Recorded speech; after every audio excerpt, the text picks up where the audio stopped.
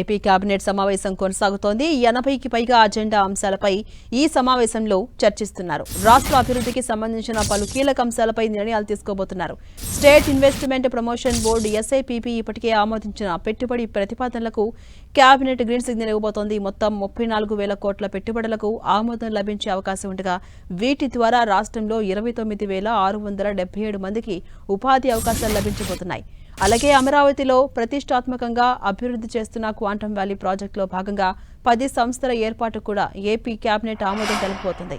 ఈ నిర్ణయం రాష్ట్రంలో సాంకేతిక, పారిశ్రామిక రంగాల అభివృద్ధికి మరింత ఊతమివ్వబోతోంది. ప్రభుత్వం ప్రతిష్టాత్మకంగా అమలు చేస్తున్న తల్లికి వందనం పథకానికి సంబంధించిన నిధుల విడుదలపై కూడా మంత్రివర్గం నిర్ణయం తీసుకోబోతోంది. ఇవాళ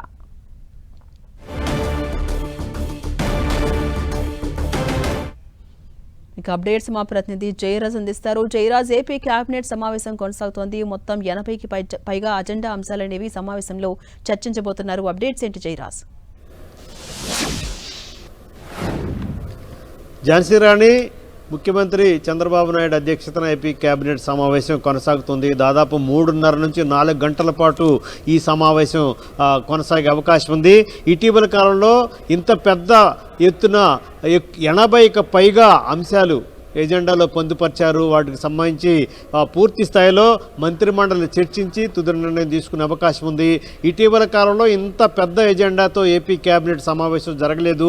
మొదటిసారిగా 80కి పైగా అంశాలతో ఈరోజు ఏపీ కేబినెట్ సమావేశం జరుగుతూ ఉంది. దీనికి సంబంధించి ఒకవైపు రాష్ట్రానికి పెట్టుబడులు, మరొక వైపు యువతకు ఉద్యోగ అవకాశాలు, ప్రభుత్వం అమలు చేస్తున్నటువంటి అభివృద్ధి సంక్షేమ కార్యక్రమాలు, మరొక వైపు అమరావతి రాజధాని నిర్మాణం, ఇంకొక వైపు జరుగుతున్నటువంటి ఇప్పటికే అమలవుతున్నటువంటి సంక్షేమ పథకాలకు నిధుల విడుదల తదితర అంశాలకు సంబంధించి ఈరోజు ఏపీ కేబినెట్ సమావేశంలో చర్చించి నిర్ణయం తీసుకోబోతున్నారు. ముఖ్యంగా వివిధ ప్రాజెక్టులకు సంబంధించి రాష్ట్రంలో వివిధ ప్రాంతాల్లో పెట్టుబడులకు సంబంధించి ప్రధాన అంశం ఇటీవల కాలంలో దీనిపైన నిర్ణయం తీసుకున్నటువంటి నేపథ్యంలో వివిధ ప్రాంతాల్లో పెట్టుబడులకు సంబంధించి ప్రధాన అంశం ఎజెండాలో ఉంది. పరిశ్రమలు, ఐటీ, పర్యాటక, రాజధాని అంశాలకు సంబంధించి ఈరోజు ఈ కేబినెట్ సమావేశం చర్చించే అవకాశం ఉంది.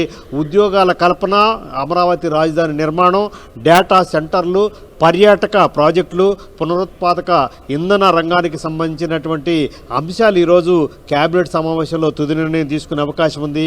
పెట్టుబడుల ప్రోత్సాహక మండలిలో తీసుకున్నటువంటి నిర్ణయాలకు కూడా ఈరోజు ఏపీ కేబినెట్ సమావేశం తుది ఆమోదం తెలుపబోతోంది.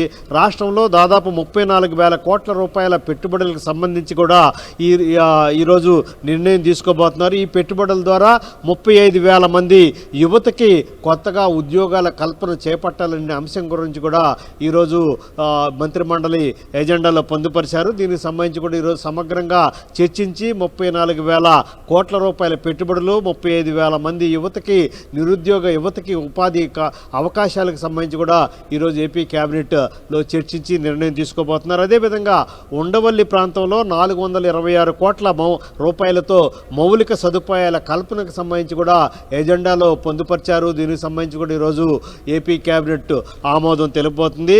అదేవిధంగా ఏపీ కేబినెట్ ముందుకి ఈరోజు మరొక కొత్త అంశం రాబోతోంది. ఏపీ జ్యుడిషియల్ అకాడమీ నిర్మాణానికి సంబంధించి 130 కోట్ల రూపాయల వ్యయంతో ఈ ప్రాజెక్టు రూపకల్పన జరుగుతోంది. దీనికి సంబంధించి కూడా ఏపీ జ్యుడిషియల్ అకాడమీకి నిర్మాణానికి 130 కోట్ల రూపాయల నిధుల కేటాయింపుకు సంబంధించి కూడా ఈరోజు ఏపీ కేబినెట్ సమావేశంలో కేబినెట్ ఆమోదం తెలుపబోతోంది.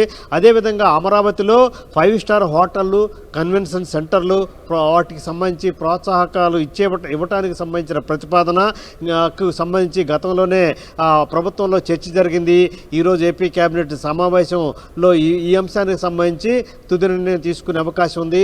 ఇప్పటికే వివిధ సంస్థలు కూడా అమరావతి రాజధాని ప్రాంతంలో హోటళ్లు, రిసార్ట్ల నిర్మాణానికి సంబంధించి ముందుకు వచ్చినటువంటి పరిస్థితి ఉంది.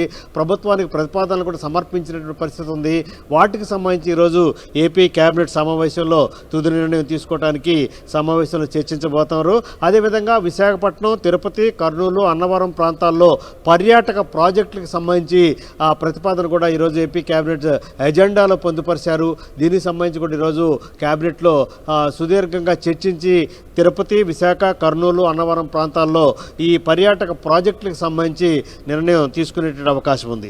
అదేవిధంగా ప్రభుత్వ రంగ సంస్థలు, కార్పొరేషన్లు, సొసైటీలకు సంబంధించి ఉద్యోగులు ఆయా సంస్థల్లో పనిచేస్తున్నటువంటి ఉద్యోగుల పదవీ విరమణని 62 సంవత్సరాలు చేయాలనేటటువంటి ప్రతిపాదనకి ఇప్పటికే ప్రభుత్వం నిర్ణయం తీసుకుంది. దీనికి సంబంధించి ముఖ్యమంత్రి కూడా హామీ ఇచ్చారు. గతంలో కూడా వివిధ ప్రభుత్వాలు పనిచేస్తున్నటువంటి ఉద్యోగులకి 62 సంవత్సరాల పదవీ విరమణ పెంచారు. ఆ తర్వాత కార్పొరేషన్లు, వివిధ ప్రభుత్వ రంగ సంస్థల్లో పనిచేస్తున్న సిబ్బందికి మాత్రం 60 సంవత్సరాలకే కొనసాగుతున్నటువంటి నేపథ్యంలో ప్రభుత్వం గతంలో ఇచ్చినటువంటి హామీ మేరకు ఇప్పుడు దీనిపైన తుది నిర్ణయం తీసుకుని వారందరూ కూడా 62 సంవత్సరాల పదవీ విరమణ ఆ సమయాన్ని పెంచడానికి సంబంధించి ఈరోజు ఏపీ మంత్రిమండలి ఆమోదం తెలుపబోతోంది. అదేవిధంగా అనంతపురం, కడప జిల్లాల్లో సౌర, పవన విద్యుత్ ప్రాజెక్టులకు భూముల కేటాయింపు, అదేవిధంగా బయోగ్యాస్ ప్లాంట్ల ఏర్పాటుకు సంబంధించినటువంటి ప్రోత్సాహాలు ఇవ్వాలనే ప్రతిపాదన కూడా ప్రభుత్వం ముందుంది.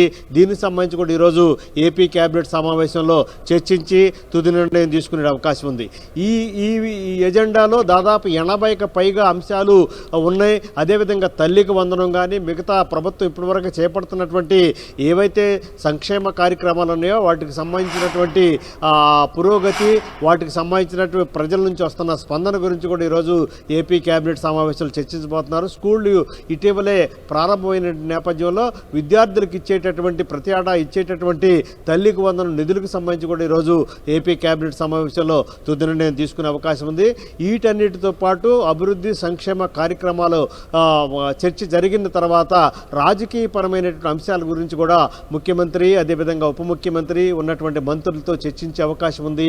ఇటీవల కాలంలో జరుగుతున్నటువంటి పరిణామాలు, ప్రతిపక్షం నుంచి వస్తున్నటువంటి సవాళ్లు, విమర్శలు, వాటన్నిటిపైన కూడా అధికార పక్షం ఎలా స్పందిస్తూ ఉంది, మంత్రులు కానీ ఎమ్మెల్యేలు కానీ ఎలా స్పందిస్తున్నారు, ఎలా తిప్పికొడుతున్నారు, సరైన విధంగా వాటికి స్పందించకపోవటం వల్ల ప్రభుత్వం పైన వస్తున్నటువంటి పని చేస్తూ కూడా అభండాలు పడాల్సిన పరిస్థితి వస్తుంది. అదేవిధంగా కులాలు, మతాలు పేరుతో చేసేటటువంటి దుష్ప్రచారాన్ని ఖండించడం కానీ, అటు తిప్పికొట్టే విషయంలో కానీ అటు జన సైనికులు, ఇటు మిగతా టీడీపీ వర్గం కూడా ఏ విధంగా స్పందిస్తూ ఉంది, వాటిని సకాలం స్పందించకపోవటం వల్ల పనిచేస్తూ కూడా మాట పడాల్సినటువంటి పరిస్థితి వస్తుంది. వీటన్నిటికి సంబంధించి కూడా ఇటీవల చోటు చేసుకున్న పరిణామాలు కూడా అటు చంద్రబాబు, ఇటు పవన్ కళ్యాణ్ కూడా మంత్రులకి అదేవిధంగా మిగతా యంత్రాంగానికి కూడా తెలియజేసే అవకాశం ఉన్నట్టుగా తెలుస్తూ ఉంది. Jhansi Rani. Right, thank you Jayaraj.